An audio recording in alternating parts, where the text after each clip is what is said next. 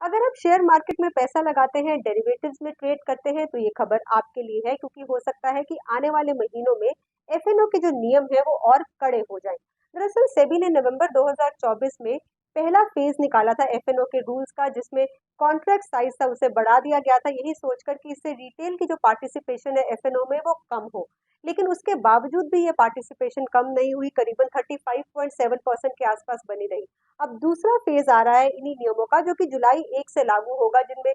Open interest जो है अब वो नोशनल नहीं बल्कि डेल्टा के आधार पर कैलकुलेट होगा। सेबी को लगता है कि अगर फेज 2 के बावजूद जो नया डेटा कहता है कि रिटेल इन्वेस्टर्स की पार्टिसिपेशन कम नहीं हुई, उनकी सट्टेबाजी अगर कम नहीं हुई, तो एफएनओ के नियम जो है वो और कड़े हो सकते हैं, जैसे कि मार्जिन जो है वो बढ़ सकते हैं, हाई रिस्की स्टॉक्स पर बैन लग सकता है, या फिर सिर्फ उन्हीं लोगों को एफएनओ में ट्रेड करने की परमिशन मिल सकती है जिन्हें इसकी समझ हो। क्योंकि बहुत से लोग जो हैं वो अपनी हाउस होल्ड इनकम, अपनी हाउस होल्ड सेविंग जो है एफएनओ में यही सोचकर लगाते हैं कि बहुत बड़ा मुनाफा कमाएंगे, लेकिन ऐसा नहीं हो रहा, उल्ट जो होता है बहुत बड़ा नुकसान वो झेलते हैं। तो सेबी इसी सट्टेबाजी से परेशान है, खास करके ऑप्शन इंडाइसेस में एक्सपायरी वाले दिन जो लोग सट्टा खेलते हैं उसको कम करने के लिए। अगर नया डेटा भी ये कहता है कि रिटेल पार्टिसिपेशन कम नहीं हुआ, वॉल्यूम नहीं उनका कम हुआ सेबी की एक्सपेक्टेशन के अनुसार, तो एफएनओ के जो नियम है वो फेज 3 में और कड़े हो सकते हैं।